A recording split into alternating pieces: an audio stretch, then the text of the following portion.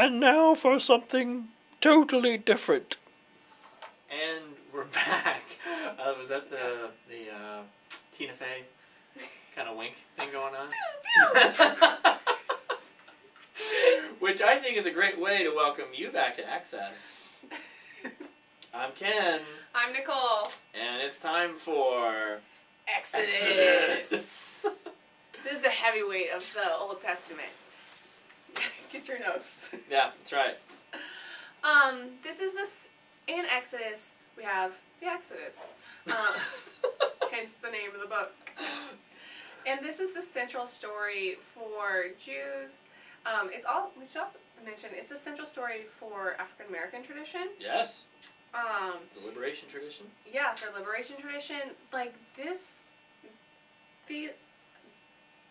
part of scripture has reverberations throughout time. Whoa. Yeah, it keeps going. It's awesome. And like Genesis, Exodus started off as oral tradition, which is great, but then went through the process of being written down. And in being written down, it was written down by different groups or schools. And so there's three major schools that are present in Exodus. We have J School, which is the Yahweh school. You'll notice that we determine the name of the school by the name they have for God. That's how you kind of know. So when you're reading the text and you come across the word Yahweh, you're like, oh, okay, I'm reading something by the J School. Helps to explain why certain passages have certain emphases, while other passages have different themes. The second school we're going to talk about is the E School, the Elohist school. Old school. Mm-hmm. This is all old school. All. Sorry. It is all Yeah. old school. And they use the word Elohim or El Shaddai for their... Can I do it? Ken wants to break out El in French. Shaddai, El Shaddai, Eloheinu Adonai. Do you like the part in there? I do. I don't even know if it belongs there, but I don't thank think you. it does. That's my debut. Mm-hmm. He'll be going on tour soon. If you pay me, I won't. See how this works, huh? Everyone wins. And then the third school we're going to talk about is P School, or the Priestly School. They're in Exodus, but not as strongly as they're going to be in the other books of the Pentateuch, which are, the Pentateuch is just the first 5 books of the Bible, also called the Torah. And what they're really concerned about is orderly worship. Orderly worship. I think of them as kind of the Presbyterians of the ancient world. They like things done in a certain way. Hence P. Hence P. It's great. All comes together. It really does. So that's kind of how the authorship of Exodus came about. Do you want to go? Great. We'll themes? move into we're going to move into the larger historical context. What's going on in the world? Exodus takes place mainly in Egypt, almost entirely, except when they go into the wilderness. Not really sure totally where all that is.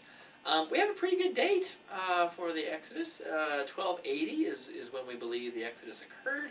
So we think all of this is around the 13th century before Christ, or the Common Era we call it. Mm-hmm. What's going on? A little word about Egypt, and Egypt's a very particular culture. Nicole makes fun of me for talking about the art, but I think it's helpful.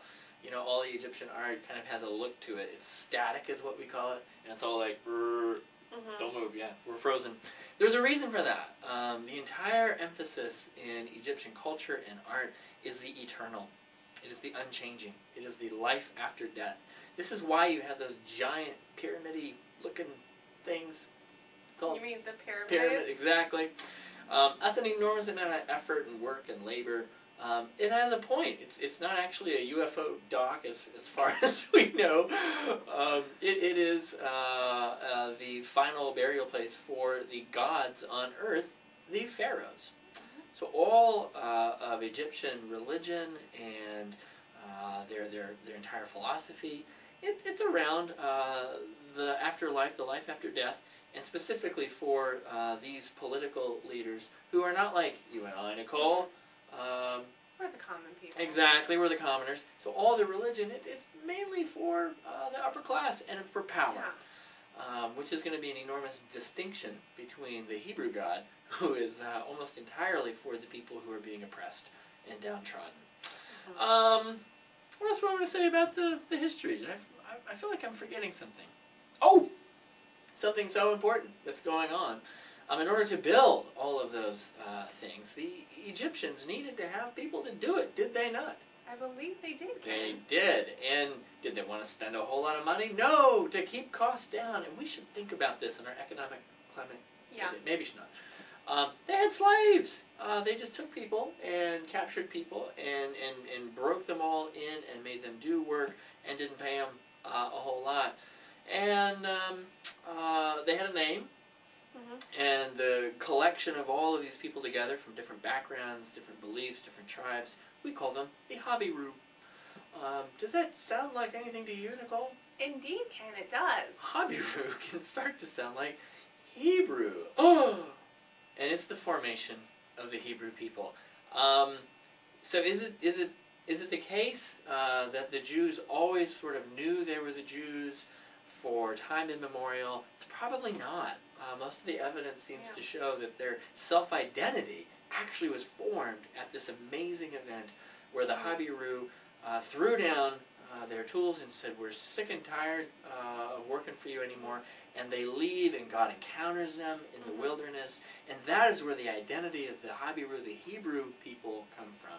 And then it's backwards through time that then they start to tell their story where we get Genesis from. So even though Exodus is the second book, in some ways it's the formation, it's the start of the Hebrew consciousness or the Habiru consciousness. I think that's pretty good historical. I think so. Good. Yeah. So themes, you want to do themes? Sure. So the themes that are really present in Exodus is the theme of salvation, but it's a certain type of salvation. It's salvation in the idea of rescue, okay? So it's that rescuing from bondage. And salvation is going to mean different things at different points in the Bible, and that's important to know. And that salvation isn't really one term, it's a collection of terms and a collection of ideas that are all kind of under the umbrella of the term salvation. So this is salvation as in rescue. The second theme that we're going to look at is the theme of covenant and law.